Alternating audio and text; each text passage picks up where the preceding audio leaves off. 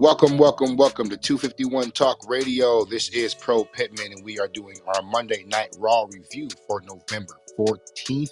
How is everyone doing out there? Hope you guys have had a great weekend.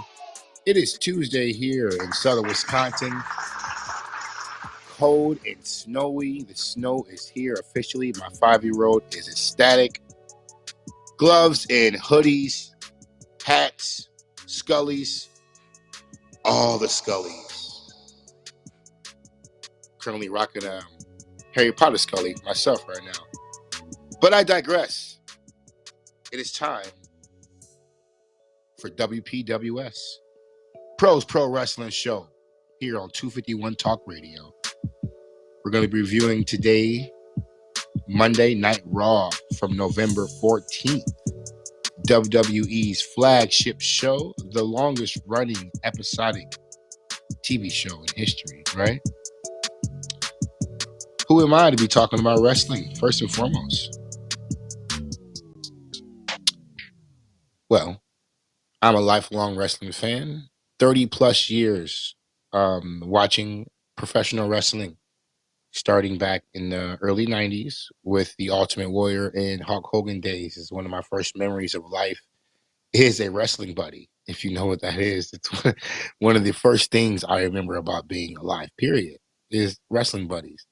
It's literally my first life memory. I've been watching wrestling my entire life. We all had our, brief intermissions, around the invasion storyline, right? I would say that 2001, around the time where a lot of people I know fell off, and some came back, some didn't come back.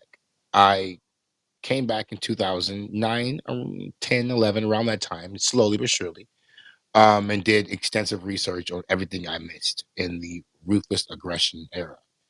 But definitely has been a staple of my life forever, no question. And am very happy with the state of professional wrestling right now. I was definitely watching back during the Attitude Era was my main time, being a kid, not knowing we were watching some of the, greatest stars ever of our time.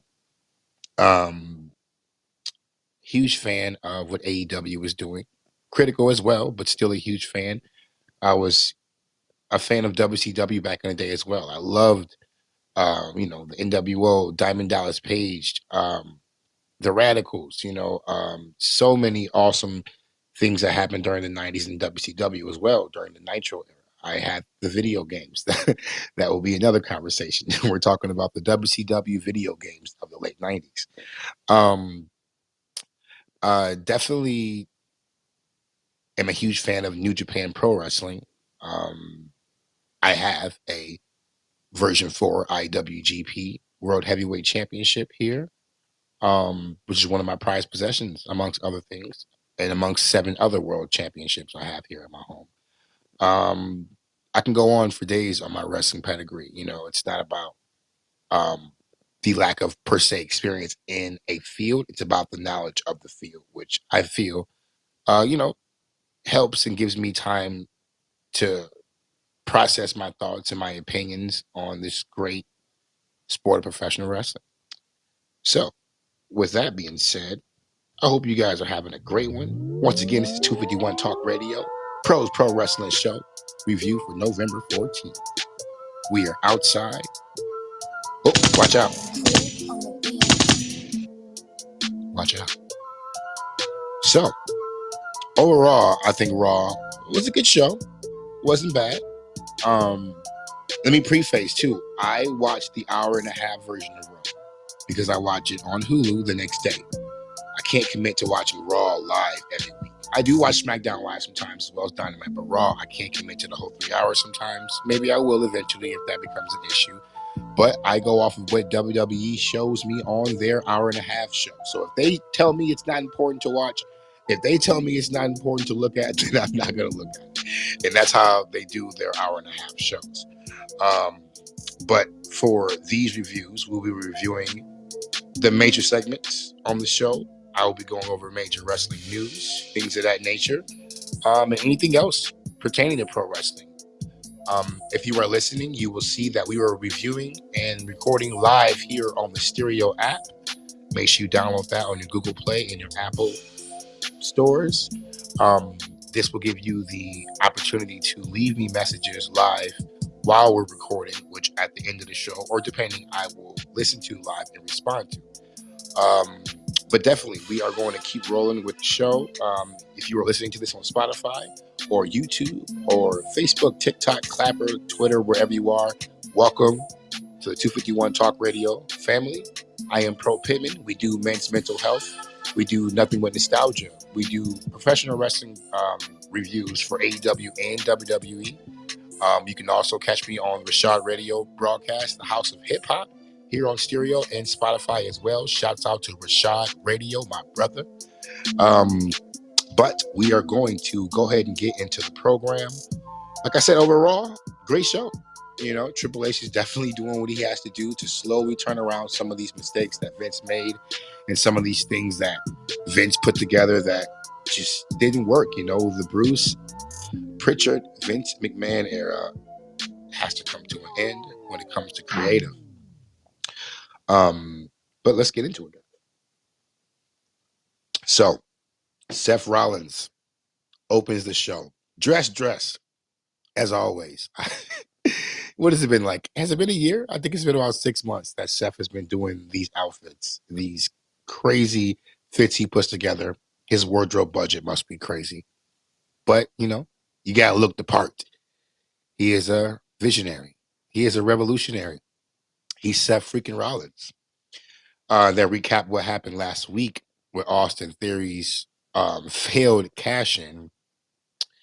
Jeez. I would get into the whole Austin Theory thing, but this episode of Raw, they made a huge turn for Austin, and I think that they're trying to fix a lot of the mistakes that Vince made. So I'll save my criticism, until we get done with the show. When Seth comes out, to me, the whole, his blonde hair, I wish he would have just did half the blonde hair.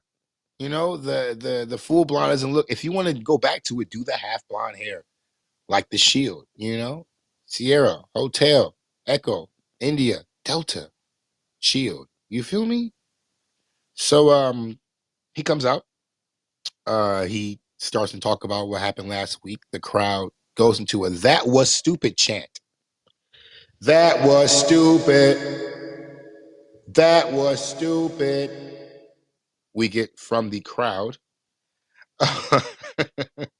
referring to Austin Theory and what he did in his last week. He announces that Finn will be his next challenger.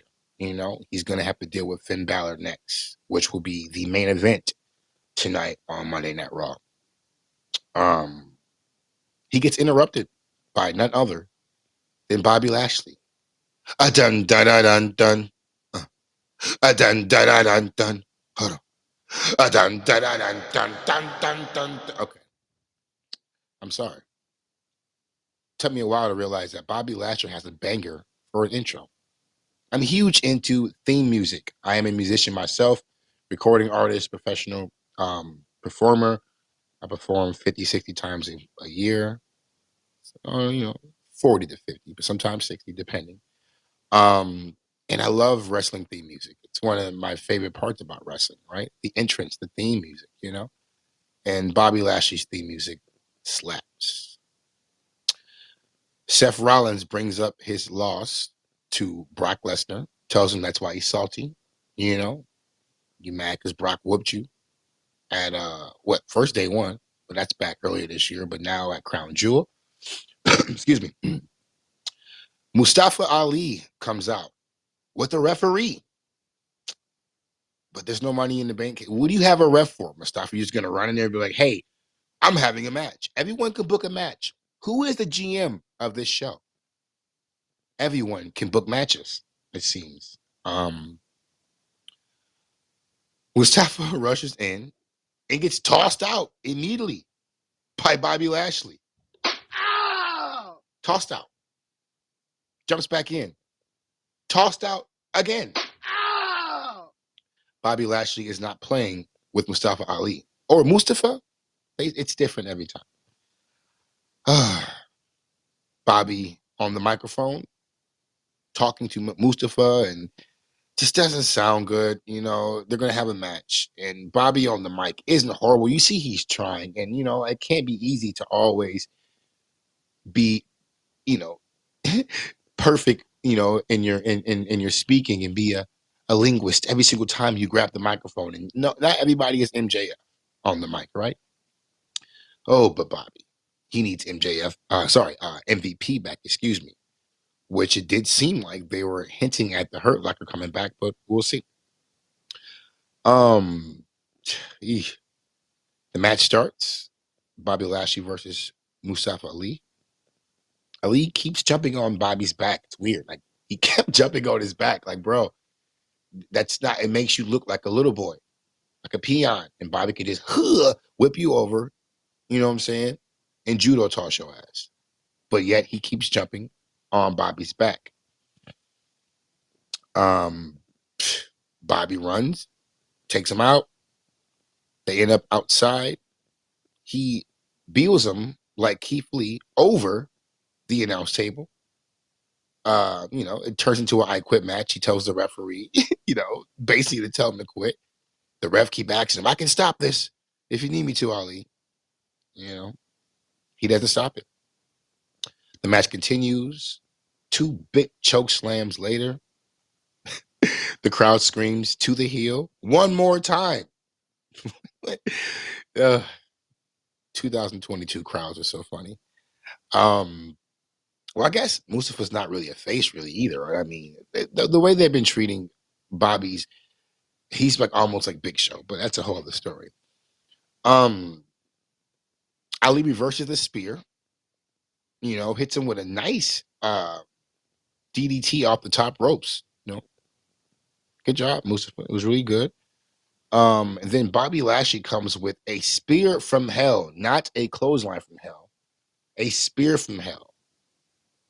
Remember on SmackDown back in the day where they eventually put the twist in there? I'm talking about SmackDown video game back in the day, where you know how when Bradshaw would hit someone with that clothesline, he would eventually spin your ass. He would flip, right? Phone him. And I love that became part of the clothesline from hell. So the spear from hell, which made Mustafa flip like it was a clothesline, which you don't see a lot. Hurt lock. Mustafa basically passes out. He won't tap. The match is over. Bobby Lashley is your winner. Overall, not a bad match. It served its purpose for what it was meant to do. And on to the next segment. You get Judgment Day backstage, and they have Mia Yim with them, their new problem solver for Rhea Ripley. Oh boy, Gallows says he was the one that got Mia Yim in the OC because he has a way with women. Okay, AJ and Finn, AJ basically he challenges Finn Balor for a match at Survivor Series, which should be amazing. With the idea that they have been slowly but surely speaking about the real connection with them being former Bullet Club leaders. Started with Finn Balor, who left to come to NXT, and then AJ Styles became the leader of Bullet Club, won the IWGP Championship. He left, came to WWE, and then Kenny Omega became the leader of Bullet Club and had that amazing series of matches with Okada. They have Mia Yim there with him. They talk about how she is the new problem solver, how they're going to take care of Rhea Ripley. And they tell us she is Michin. Michin is crazy in Korean, which I think is cool. My daughter is part Korean. My fiance is Korean. So the more Korean, the more culture I can learn, the better. She's Michin. I'm going to start telling my fiance that. War Games. They have Survivor Series War Games. The main song is War Pigs by Black Sabbath. Atana! Generals gathered in their masses. Atana!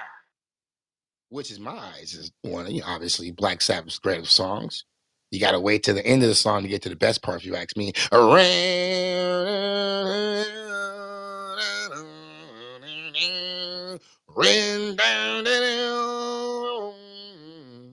Shout out Tony Iommi.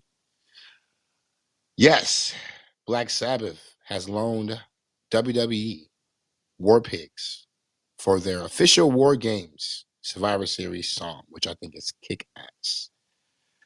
We get Mia Yim versus Tamina.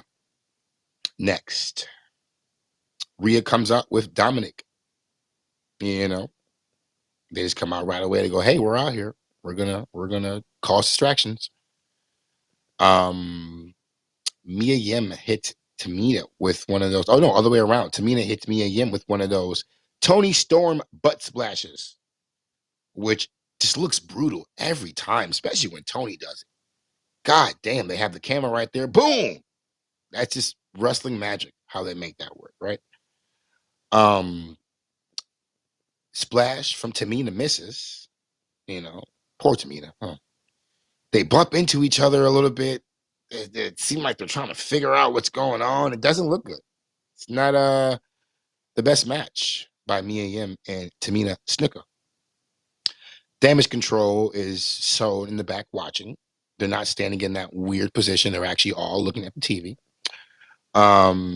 Mia wins with a leg drop. Fate, that that move where they spin around, hold your hand, and who will fall on their back and hold their leg up, and your face goes into the leg. I'm not sure what they call it, but she won with that move, which I believe is her finisher.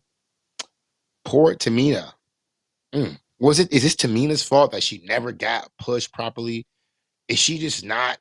Does she not have the charisma? I mean, they tried with the whole 24/7 title thing with her and Tozawa and everything. I mean, mid-card bullshit, but Tamina, she deserves better.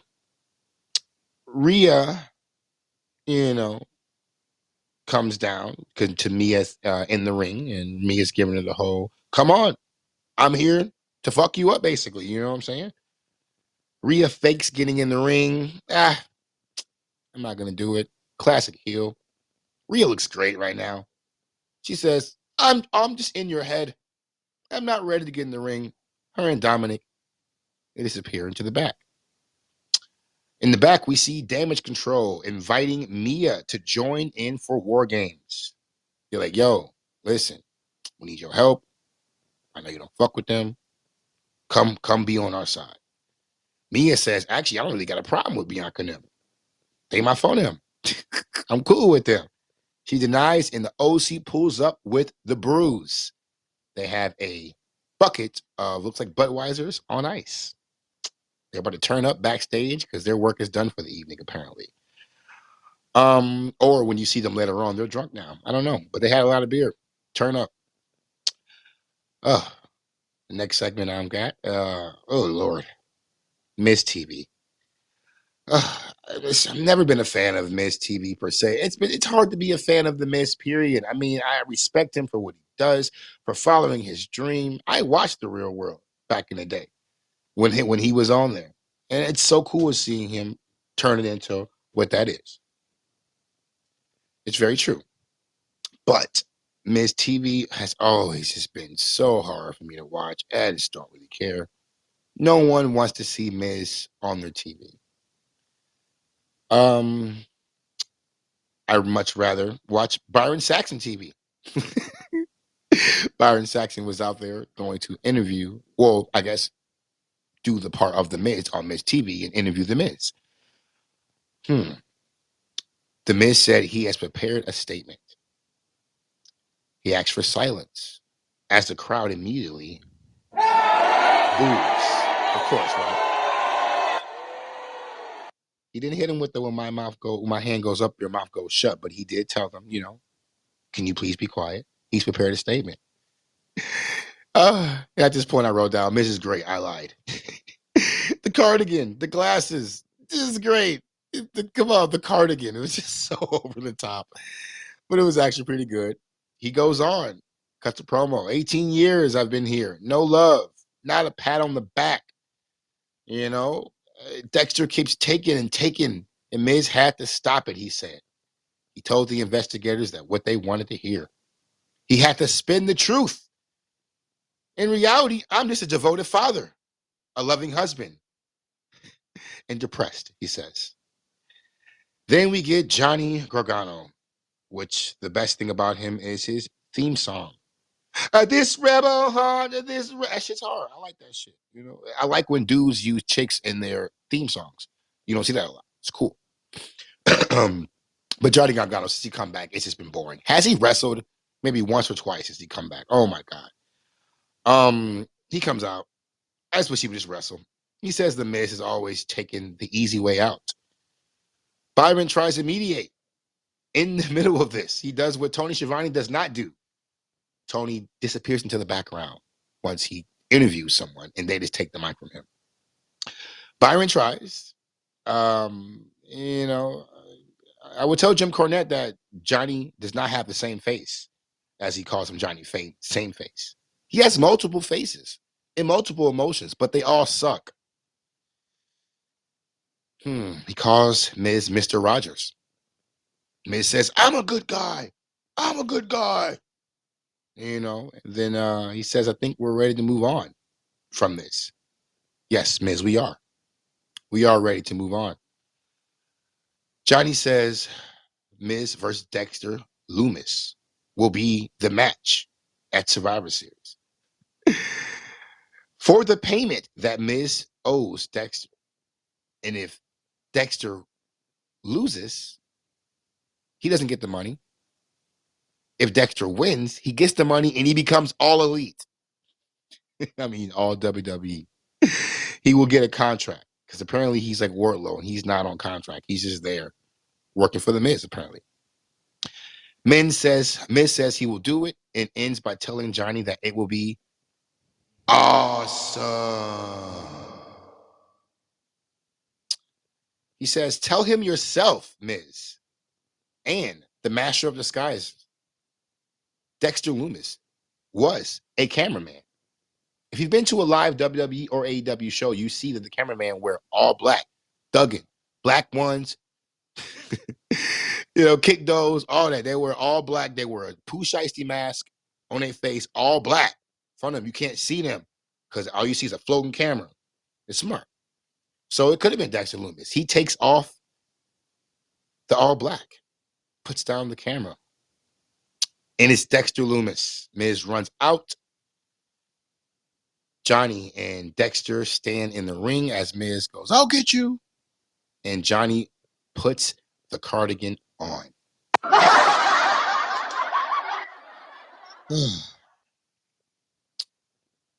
Wasn't a bad Miz TV, but I just want to fast forward them. I used to fast forward through some of this shit. I would fast forward through a Ronda Rousey promo in a second. But I will watch this for you, and I will suffer through this for you guys, and we'll talk about it together. Once again, it's 251 Talk Radio. I am Pro Pittman on Pro's Pro Wrestling Show, reviewing Raw for November 14th. Kathy Kelly interviews Theory next in the back. Theory says, no one understands me. No one understands the pressure. No idea what the full story is.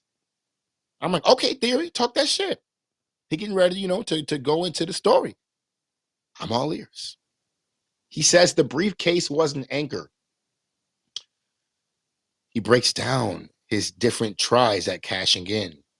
Brock Lesnar did this. Tyson Fury did that. It's impossible to cash in on Roman Reigns because of the Usos, because of the bloodline, Solo, Sammy. It's too much. Makes a good point. So he said he decided it would make more sense to cash it in on one of the greatest champions in current history, Seth freaking Rollins. He was telling it like it was. I was actually all right there. He talked that shit. He got the beard coming. Okay, get the beard.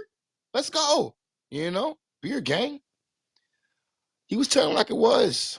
Then Dolph Ziggler interrupted.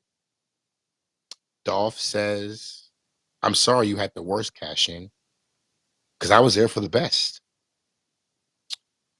In my opinion, he's right. He had the best cash in ever. Sorry, Seth. Only WrestleMania 1 was cool. But Dolph Ziggler had the best cash in of all time. Monday Night Raw, after WrestleMania, against, Alberto Del Rio. Dolph Ziggler, you barrel. Oh, I miss Alberto Del Rio. I miss him. He was awesome.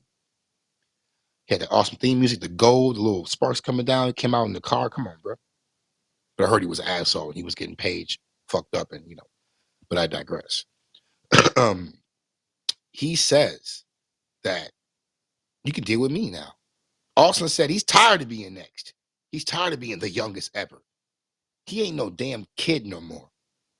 Austin Theory is not a kid. I am not a kid anymore. And challenges Ziggler for a match. Can Corey Graves do commentary by himself? I'm gonna leave it at that. I know you're trying, bro, but it just doesn't sound. Just doesn't work yet. Anyways, there was a War Games commercial, and it was lit. It was all right. Told the rules, shows highlights from former War Games, which all they showed was the NXT War Games. They didn't show any of the old WCW War Games, which they could have. They have the footage, they own it, but they only showed kick-ass footage from NXT ones, which look raw. Ricochet doing the double front flips off the joint, yeah. They're gonna be outside. Again, War Pigs sounded great on WWE TV. Next, Io comes out to face Dana Brooke. Nikki Cross, how happy I am that you are back. She's looking so funny, looking up in the sky and shit, doing the crazy Nikki Cross thing. I love it. I think Dakota Kai looks weird with her braids. Who did your braids? Yo, I know a chick over there on 44th, on 57th, who can whip you up real right. Real time. Because them joints, I don't know who did them. Bailey's hair look good. I don't know. Dakota did her own braids. I swear Dana Brooke looks like she was two different people during this WWE run. And I don't know if it was her hitting the gym extensively. Because she was short, thick before. Now she's tall and slim. But I swear her face looked different. Did Dana Brooke cut her face? I don't know. I wasn't excited to watch this match in the beginning. The crowd was dead. But throughout it all, I realized, Io is really good. She got swag. She has stage presence. She knows what she's doing when she's up there. She has a nice move set. I was very impressed at really watching Io do her thing. Dana Brooke hit a great DDT on her, And then I'm realizing, this match is not bad. I start to, I'm like, hold on. Okay. This is a match. I'm watching. Dana comes, jumps into Io, who catches her and hits her with a kick-ass German suplex. Everyone loves a good German. I don't know. My fiance is German. If you listen to this whole podcast, you've heard me speak about her Korean descent as well. She is Korean and German. Yes. She's a tough one. And she's awesome. So, Io wins with a moonsault. Over the moon salt, they call it. And I'm like, Io Sky, let's go. Io is not bad. I fuck with her. I didn't get to see her when she was Io Shirai, but thank you, Bailey, for bringing them back and putting Io on our screen. Thank you, Triple H. This is great. Not a bad match. Mia comes out and says she's picked a side, though. And Bianca comes out twirling her hair. I'm on my own. Against the wall. This is coming. I will never fall. Dun, dun, dun, dun, dun, dun, dun, dun, dun, dun, dun. Yo, who didn't she need at all? I played WWE 2K22 when the song's on. I'm like, I never needed you. I'm like, who didn't she need? Like, was this some dude that who wrote that theme song? Whatever. I love Bianca though. Don't get me wrong. Alexa Bliss, one of my favorite women in wrestling, comes out playing the side fiddle, looking amazing. She's awesome. But they're waiting. I do believe that Alexa and Bray are going to reunite in some fashion, but I hope there will be no return of Lily or any fun houses or any fireflies, lightning bugs as we call them out here in the Midwest. I think Asuka deserves better as well. Alexa and Asuka, they're awesome, but it is war. It's time for war games. Austin Theory comes to the ring and he's waiting for Dolph Ziggler. No phone, no selfies. Yo, putting the iPhone up, he said.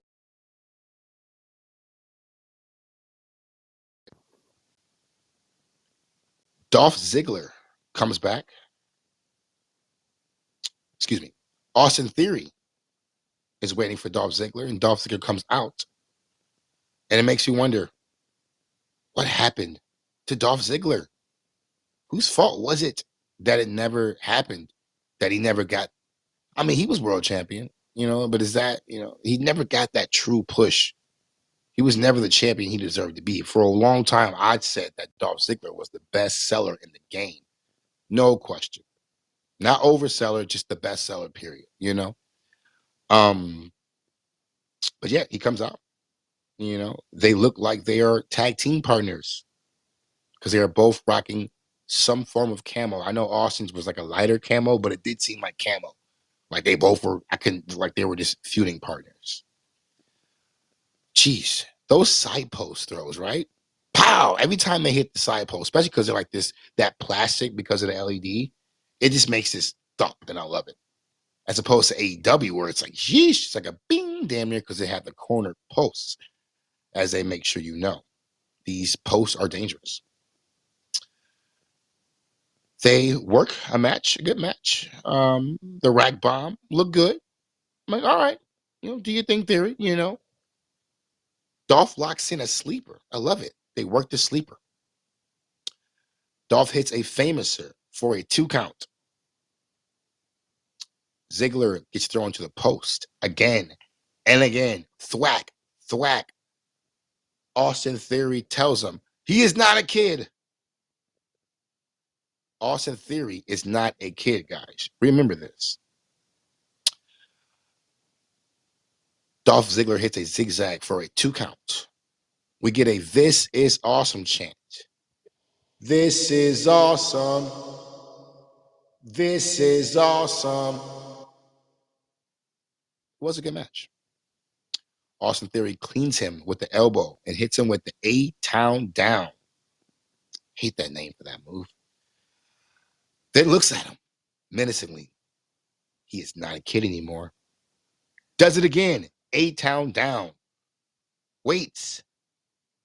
Foams at the mouth. Spits. Then hits him with the mounted punches. Theory is now a super heel. Almost flips over the stairs and hits Dolph Ziggler in the face. Dolph sells it well anyways. He's outside now, whooping his ass, going crazy, throwing him here, throwing him there. The ref isn't counting. I'm like, what the ref? What are you doing? He's not counting. He's just watching it. Come on, get back in the ring. Come on, guys. Count, ref. Then he just DQs him on the outside as Theory goes crazy. Just DQs and DQs and DQs. But why didn't you count him out? He just DQ'd and DQ'd, and you're a DQ. DQs Austin.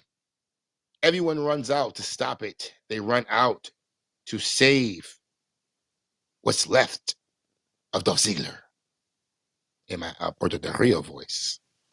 Adam Pearce, everyone comes out. Austin Theory walks up the ramp. I ain't no damn kid, he says. I ain't no damn kid. Ain't nobody on my level. All right, there. I'm with you, G. All right, you going okay? He's going crazy. Remember, he is from the ATL.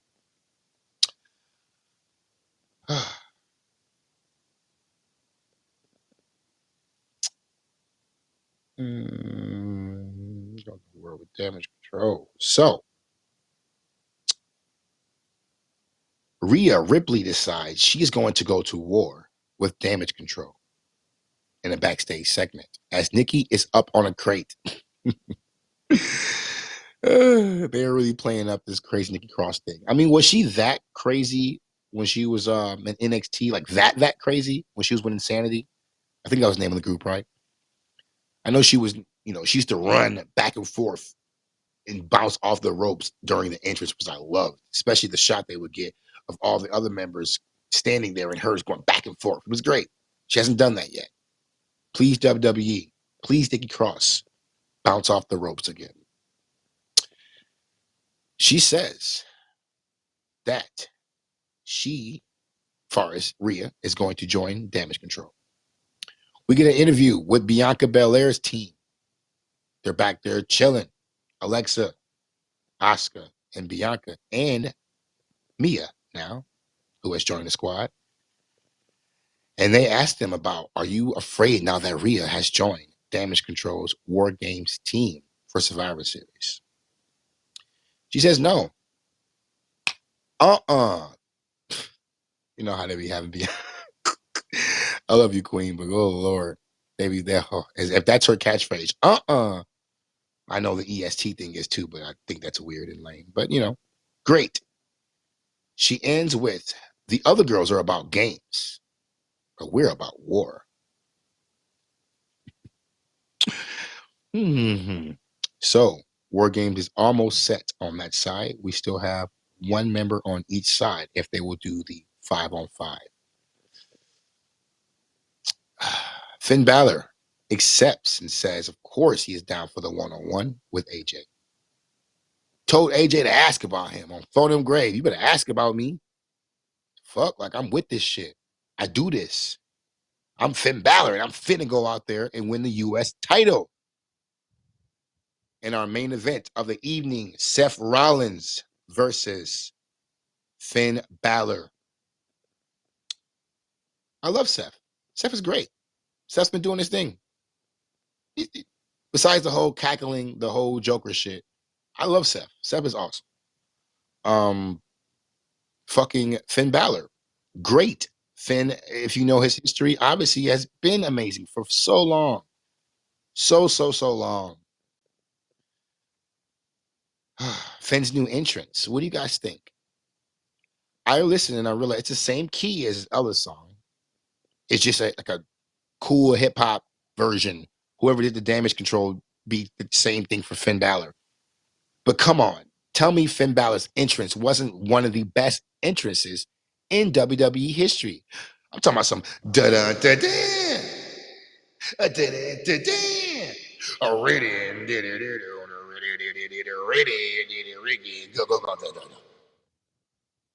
I mean, come on, right?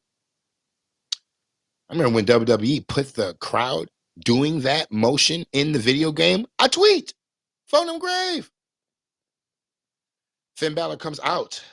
New music, new entrance. Announcers speak about their 2016 match when Seth Rollins injured Finn Balor with the buckle bomb into the barricade, which dislocated Finn's shoulder. And Finn had to relinquish the WWE Universal Championship, which he was the inaugural champion. And he gave the, which I call the rest assured promo the next night. But rest assured, I will come back stronger than ever. And he did not. He's been saying that it was Seth's fault. It was your fault that I never became what I was supposed to be. It wasn't Vince's fault, who doesn't like little guys. And Finn isn't little per se, right? But he says it's time. He's rocking the purple rag. He is Grape Street Crip the whole Judgment Day, rocking the Grape Street flags. Finn comes out. Seth comes out. The crowd sings along. Whoa. Something like that, right? Or it's more, whoa.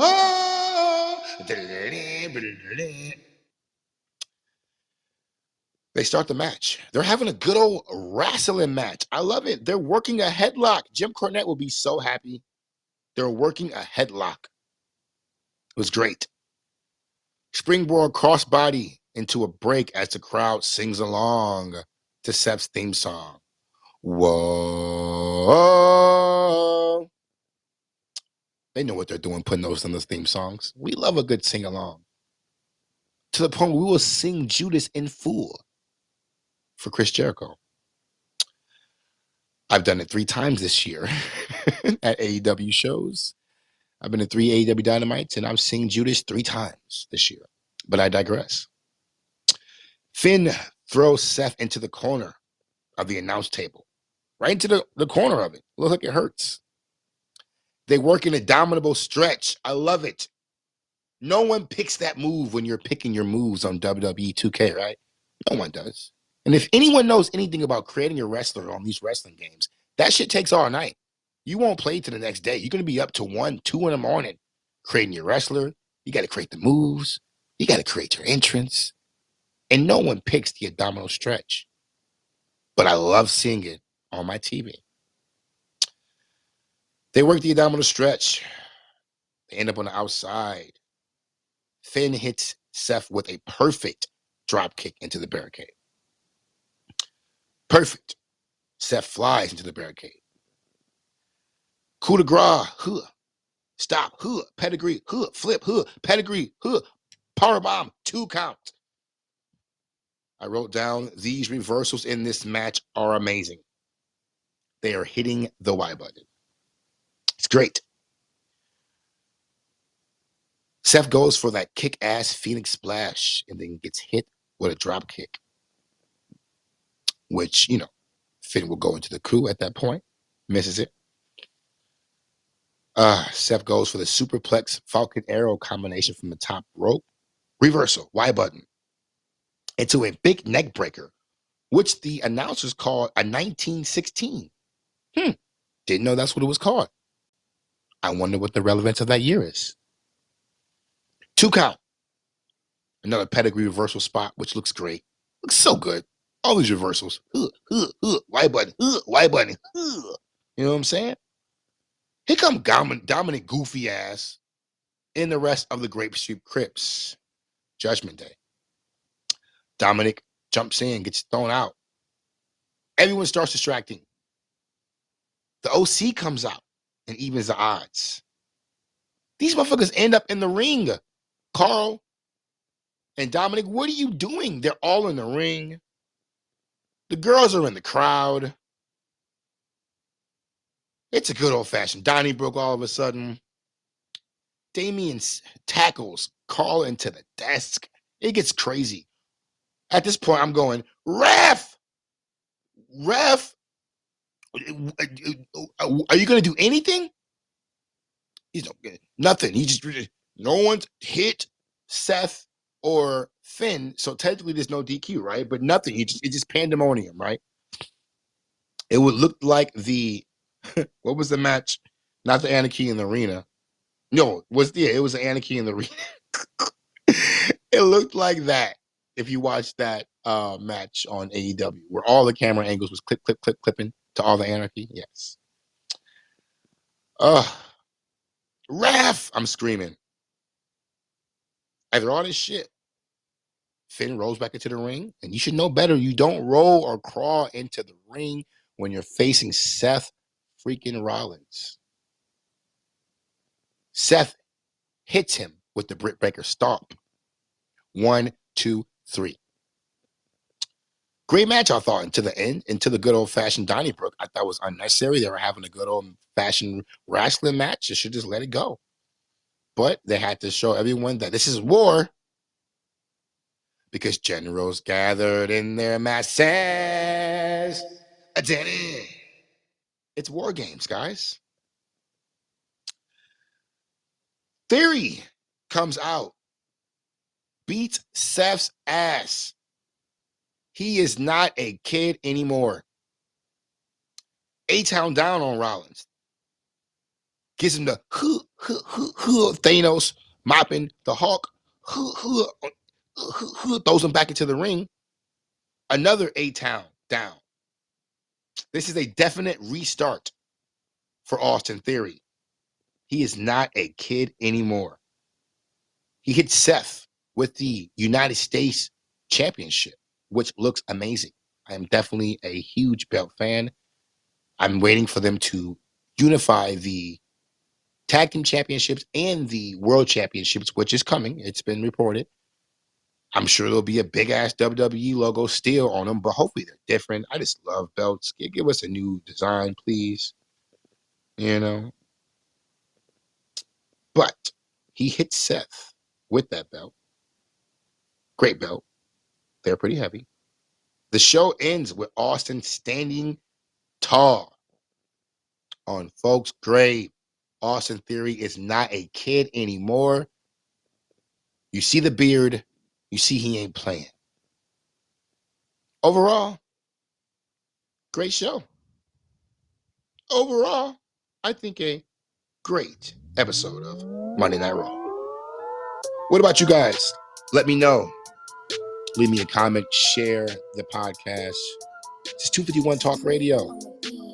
Double PWS Pros Pro Wrestling Show. I will try to review these Raws, these SmackDowns, these Dynamites, Rampage, if I have to. And the PLEs and PPVs for both companies. Great show. Great Raw. Flew by, you know. Looking forward to see what happens on SmackDown. What we are doing with Bray and LA Knight. Yeah. You feel me? We have a message here. If you guys are listening to us right now on YouTube, Spotify, wherever you're getting this content, we are recording live, broadcasting live on the Stereo app. That's right, Stereo. Go ahead and grab it on your Play Store, your Apple Music, your Apple App Store. It is a podcasting network where you can podcast right through your phone. Although I have a full Joe Rogan setup, I had to get my shit right. You feel me? Make sure we outside. Grab your phone, broadcast today. Here on Siri, you can leave me messages live, and I can listen to them and play them and respond to them. We have a message I'm going to play real quick from Legends. Let's see what he is talking about. Legends, welcome to the show. What up, Pro Pittman? It's good to see you, my guy. I think I lost your follow, but it's good to see you. Shout out to you. Great to see you back on the app. 251 Talk Radio in the building. Pro Pittman, it's your boy Legends. Much love. Let's go. Legends, what does it do, family? I did not unfollow you. So I don't know how you lost my follow. I think Stereo was tweaking on Photo Grave. Number love, bro. Thanks for stopping by. For showing some love. Are you a fan of pro wrestling? Do you watch Monday Night Raw? Thanks for stopping by, brother. This has been WPWS Pros Pro Wrestling Show Raw Review for November 14th. Short and sweet. We ran through the main segments of Raw. We'll see where it goes, leading towards this War Games.